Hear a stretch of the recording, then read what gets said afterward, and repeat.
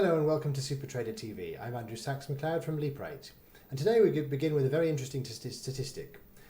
In this entire industry, within the companies and the end users, worldwide only 5% of participants are women.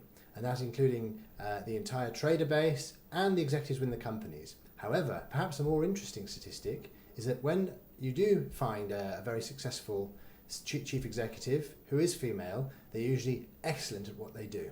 So today in the studio we're joined by Devora Mason, who is an expert on this matter. Hello, Devora. Hi, Andrew. Nice to see you. Thanks. Nice to be here. So that's an interesting matter, right? So, please explain what your perspective is on that.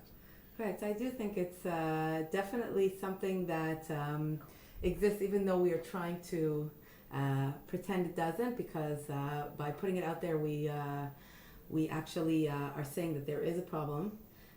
But I think that in general, women are being trained to be leaders, and they cannot keep up with the pace of the women who are dropping out in their mid to late 30s. So the question is, what are the challenges that they're facing?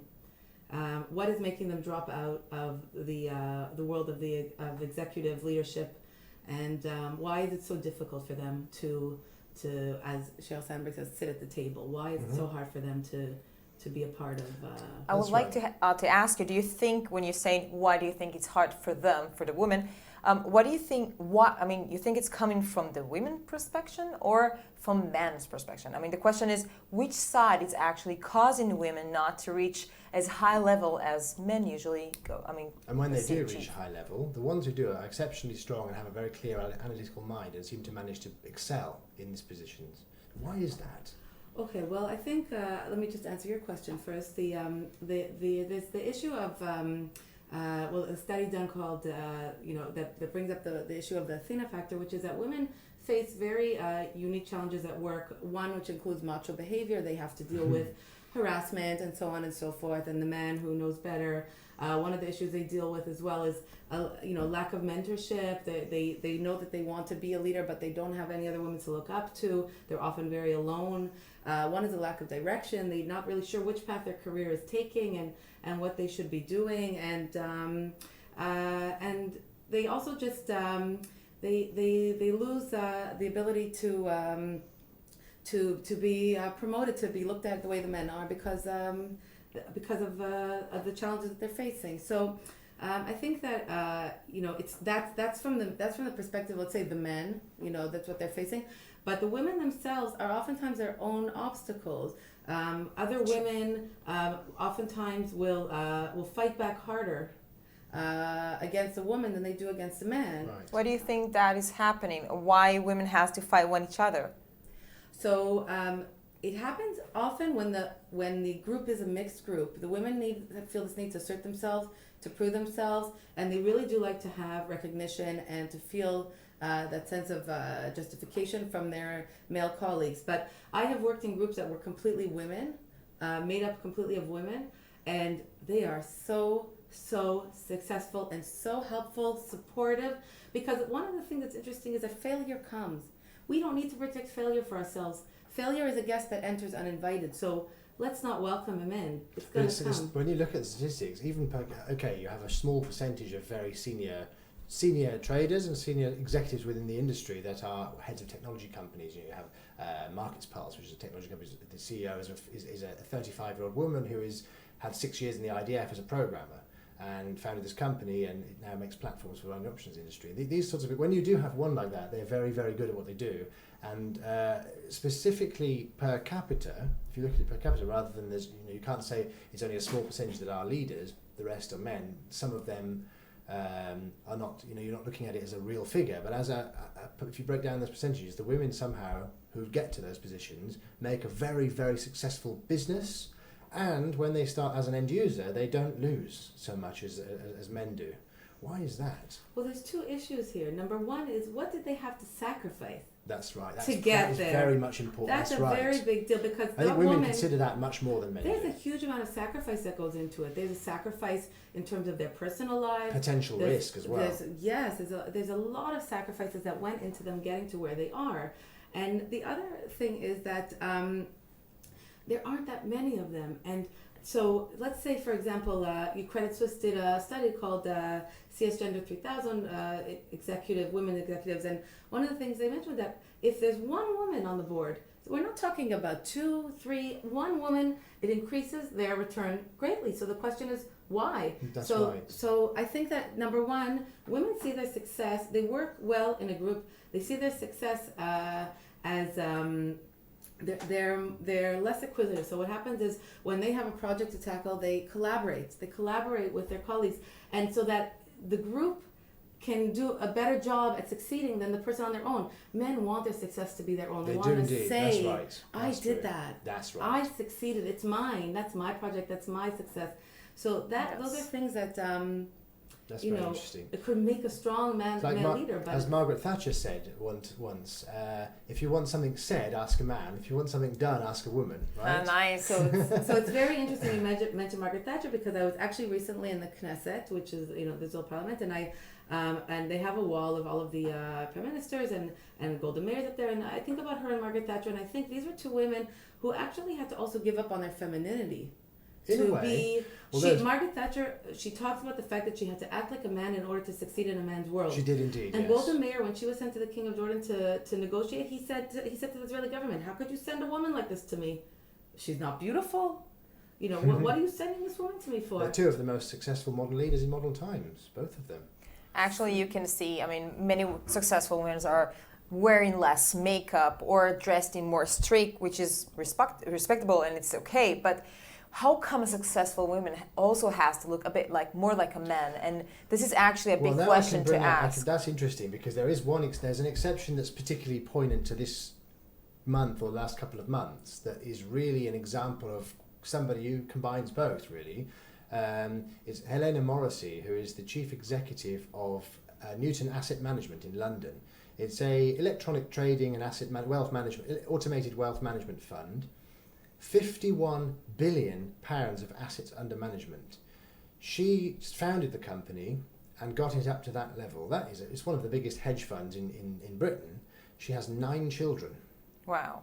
So, as well as doing that, she's managed to not only be a very successful trader, but to start an automated fund like that, which has got 51 billion assets under management. That's astonishing. Recently, her company actually bought quite a sizable stake in Plus 500, which is a very successful company here. It's an Israeli company, float on the London Stock Exchange, one of the most efficient electronic trading companies in the world, and actually was just last week pointed out by Globes magazine as being Israel's most profitable internet company. So Helena Morrissey, aside from looking after 9 children and founding a 51 billion pound hedge fund, really knows what to look for when it comes to a business proposition.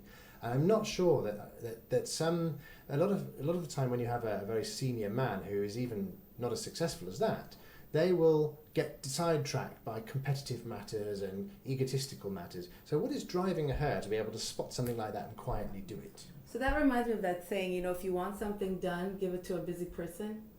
And I have to say, oftentimes, I'm a single mother. I have 5 children. And oftentimes when I would go for job interviews, they would say to me, "How would you manage this job?" Mm-hmm. And I'd say to them, "Well, I've managed these jobs up until now. I didn't ask you to babysit for me. Don't worry. It'll be fine, because I know what I'm capable of." But right away, I'm put into that category of how will you manage? And the truth of the matter is, because I have to manage my time so delicately, I'm able to do much more than if I just had an enormous amount of free time. Now, I wanted to just say something about femininity. There's actually a woman I saw recently who does marketing, and she realized that every morning she spent a lot of time on her dress, getting dressed, and she oftentimes was late to the meetings, and she would look into the room and see the men all in their suits, and she said, "That's so easy for them." Yeah. And you know what? She created a female suit for herself. She went out and bought 14 pairs of pants that she loves, 14 silk blouses that she loves. She dressed it up a bit with a leather bow at the neck, and that's what she wears every day. Do you think that marketing is a bit more important to have this kind of, because you're presenting the image of the company, do you think it's more important in marketing to have that kind of approach, whereas in a CEO position or any executive position where you have to move the company, that is less important and more of a kind of analytical, straightforward approach is more useful? Well, she was a senior marketer, and I think that the question her clients might ask is, I'm giving you a project to work on. I want it to be unique and different, and you're wearing the same outfit every day. Right. But what she's saying to them by wearing the same outfit is, I'm focusing on you as a client. I'm not focusing on myself.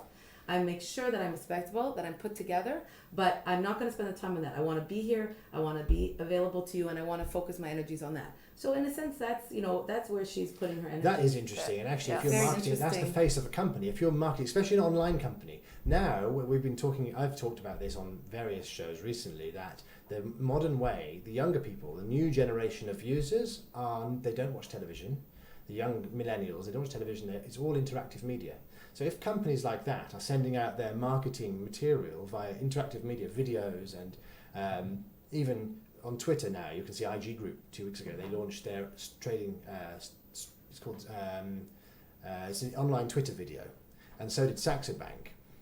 These are the new ways that customers are receiving their information. If you have a marketing executive like that who speaks and is different all the time and is presenting some kind of less bland, less anodyne, straight suit image, maybe the end user will remember it more and pay more attention.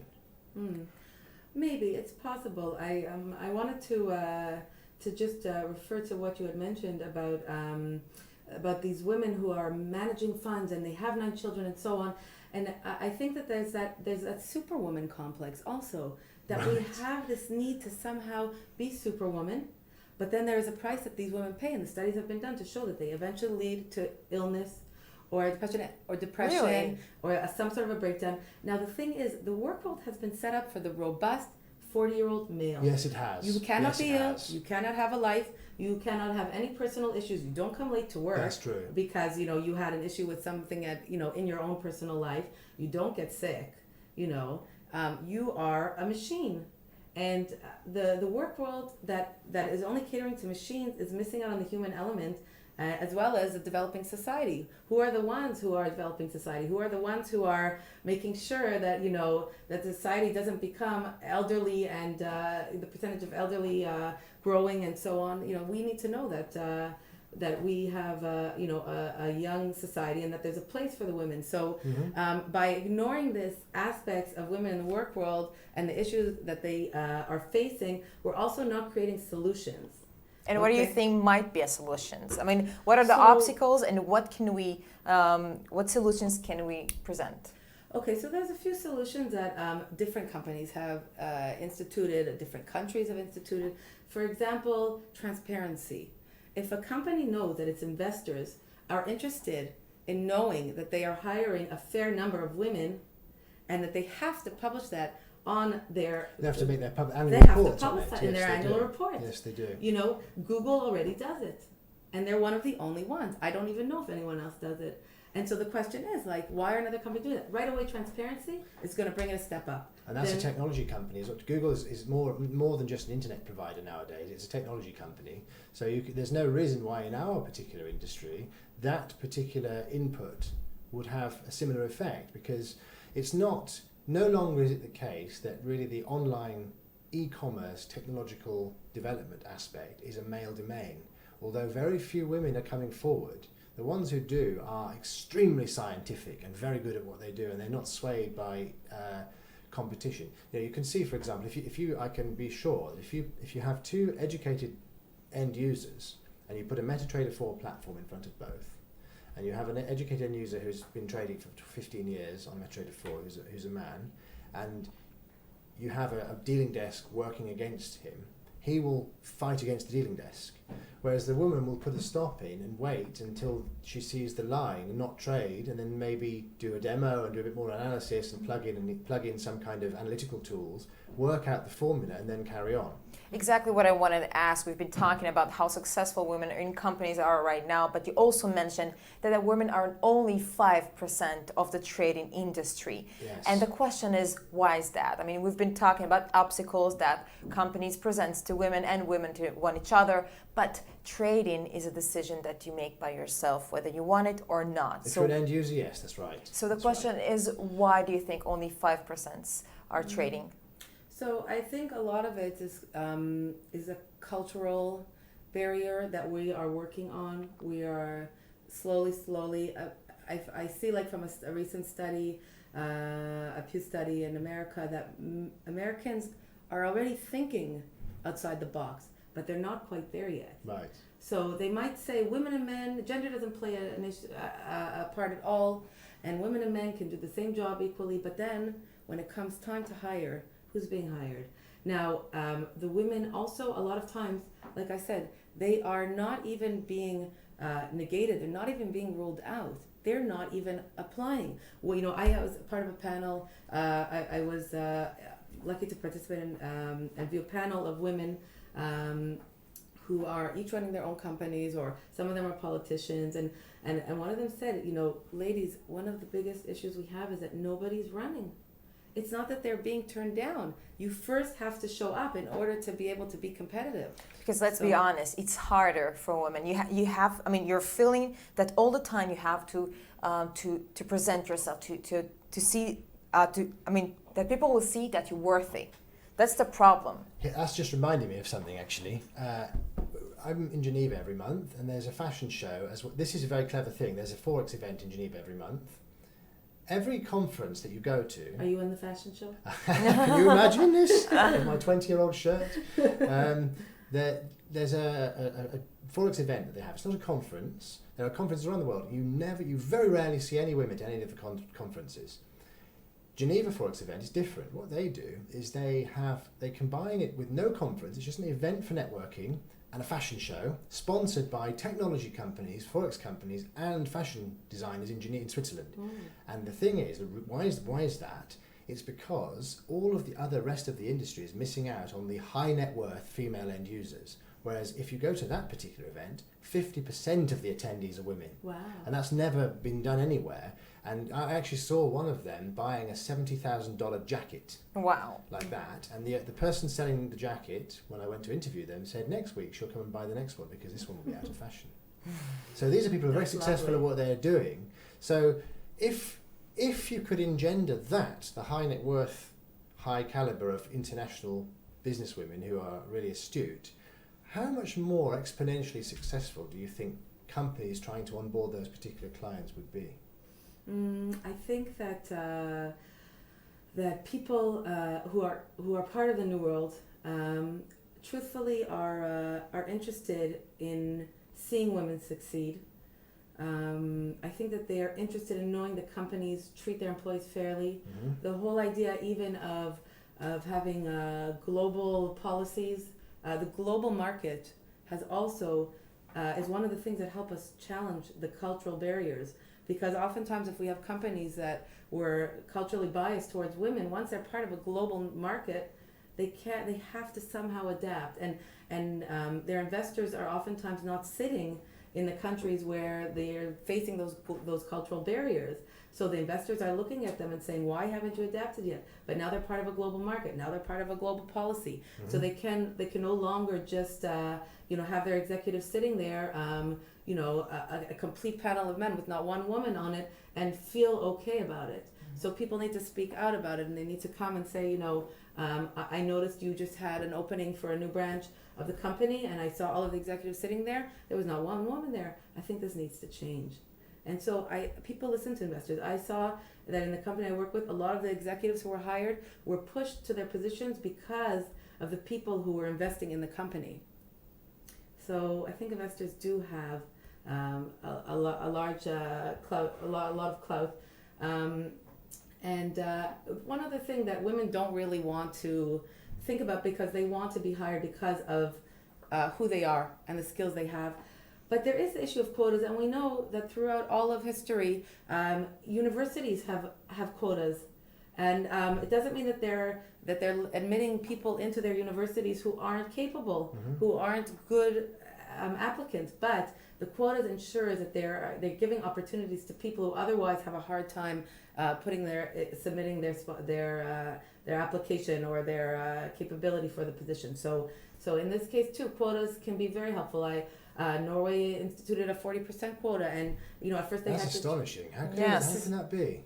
They had to train people. They had to give them a little extra training, a little bit of extra support, but the women were able to end up coming in and doing a good job. That's a country with a very good economy as well, by the way. You know, they're really well known for conservative politics and good economic structure, and you know, they really know what they do. They're not doing it for the sake of fashion or political correctness. It's really a well-organized country, so that's very interesting indeed. But I think that you mentioned before, places that has more successful women usually have less children.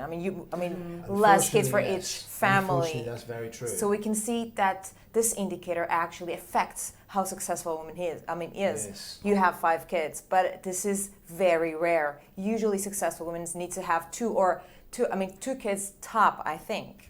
So I think that this is a topic that has so many things that we could talk about regarding, maternity leave and hiring people who are of childbearing years and giving someone a responsibility and then, knowing that they're going to be gone. I mean, I speaking to this one woman, she runs her own company in Jerusalem. She runs an HR company. She said the day after she gave birth, she practically came back to the office to make sure that things were running okay. So it's not necessarily so simple. It's once again that Wonder Woman complex. Like, I need to do it all. I've had the baby. Now the baby's, I'm going to take it with me and go here and go there.